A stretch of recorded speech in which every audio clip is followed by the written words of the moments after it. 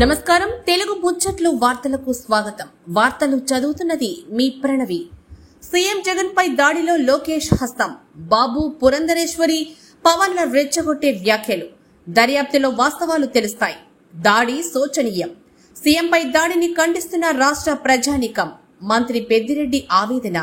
రాష్ట్ర ముఖ్యమంత్రి వైఎస్ జగన్మోహన్ రెడ్డిపై రాళ్లతో దాడి చేయడం వెనుక లోకేష్ హస్తం ఉందని రాష్ట్ర మంత్రి డాక్టర్ పెద్దిరెడ్డి రామచంద్రారెడ్డి తెలిపారు. చంద్రబాబు నాయుడు, పురంధేశ్వరి, పవన్ కళ్యాణ్, లోకేష్ లు రెచ్చగొట్టే ప్రసంగాలు ఇందుకు నిదర్శనమని మంత్రి పెద్దిరెడ్డి స్పష్టం చేశారు. రాష్ట్రంలో ముఖ్యమంత్రి వైఎస్ జగన్మోహన్ రెడ్డి నిర్వహిస్తున్న సిద్దం సభలు, బస్సు యాత్రలకు ప్రజల నుంచి అపూర్వ స్పందన లభిస్తూ ఉండడంతో దాన్ని చూసి సహించలేక ఉమ్మడి పార్టీల నాయకులు కుట్రపూరిత చర్యలకు పాల్పడుతున్నారని ఆవేదన వ్యక్తం చేశారు. అంతేకాక సీఎంపై దాడి గురించి లోకేష్ అనుచిత వ్యాఖ్యలు చేయడం బాధాకరమన్నారు. సీఎంపై దాడి జరిగిన సంఘటనపై పోలీసుల దర్యాప్తు జరుగుతోందని, దర్యాప్తులో వాస్తవాలు వెల్లడవుతుందని మంత్రి ధీమా వ్యక్తం చేశారు. ఏదేమైనా ప్రజాస్వామ్యంలో ఇలాంటి కుట్రపూరిత చర్యలు ఎవరు చేపట్టారని, దాడిని ఖండిస్తున్నామని మంత్రి పెద్దిరెడ్డి తెలిపారు. ఎవరెన్ని కుట్రలు చేసినా ప్రజాభిమానంతో రెండవసారి ముఖ్యమంత్రిగా వైఎస్ జగన్మోహన్ రెడ్డి పదవి బాధ్యతలు చేపడతారని మంత్రి పెద్దిరెడ్డి ధీమా వ్యక్తం చేశారు.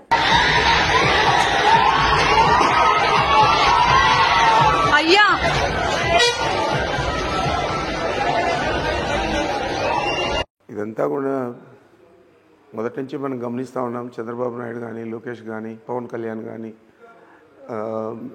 ఈ మధ్య పురంధేశ్వరి కానీ, వీళ్ళు నలుగురు కూడా చాలా ఘాటుగా విమర్శించడం, అసభ్య పదజాలం వాడడం,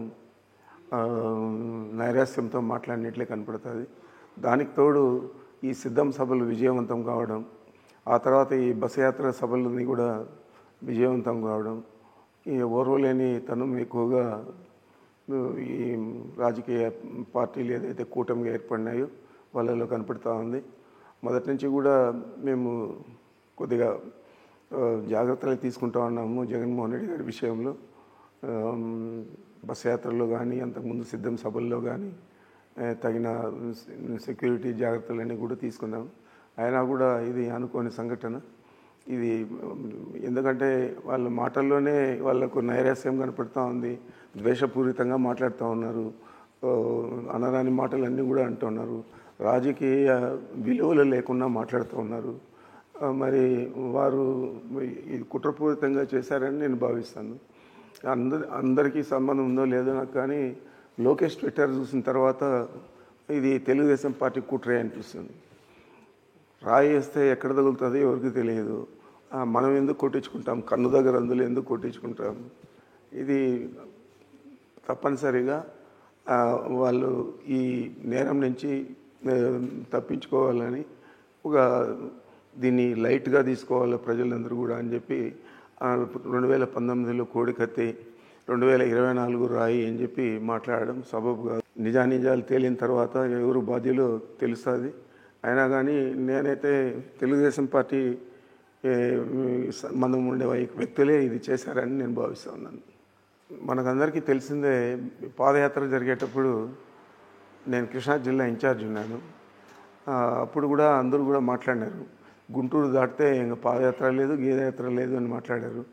కానీ అక్కడ విజయవాడకు వచ్చిన తర్వాతే పాదయాత్ర సూపర్ సక్సెస్ అయింది.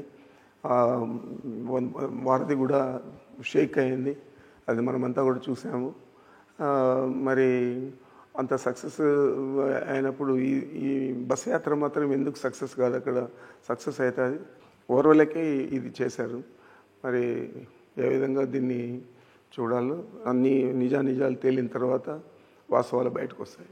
ఇంకా చెప్పాలంటే లోకేష్ చెప్పిన మాట ఆయనకే వర్తిస్తే, ఆ స్కూల్ దగ్గర నుంచినే అక్కడ ఆయన ఒక వెహికల్ మీద నిల్చుకొని రాయితో కొట్టించుకుంటే అది ఎక్కడ పడుతుందో తెలుస్తుంది. రాయితో కొట్టితే కూడా అది కావాలనే చేశారంటే మరి ఇంత నీచంగా మాట్లాడుతూ ఉన్నారంటే నాకు చాలా దురదృష్టకరం అనిపిస్తుంది. ఇదే ఈ రాయి వేయకుండా కూడా రాయి వేసినట్లు ఇక్కడ పార్లమెంటు బై ఎలక్షన్లలో చంద్రబాబు నాయుడు యాక్షన్ చేశారు. అట్లా ఆ విధంగా యాక్షన్ చేసేది జగన్మోహన్ రెడ్డి గారికి తెలియదు. జగన్మోహన్ రెడ్డి గారు ఏదైనా కానీ నేరుగా పోరాటం చేస్తారు తప్ప కుట్రలు కుతంత్రాలు ఇవన్నీ కూడా ఆయనకు తెలియదు. అందుకే నిన్న దెబ్బ తగిలినా కూడా నిలకుండా పాదయాత్ర రాత్రి శిబిరం దాకా వెళ్ళాడు.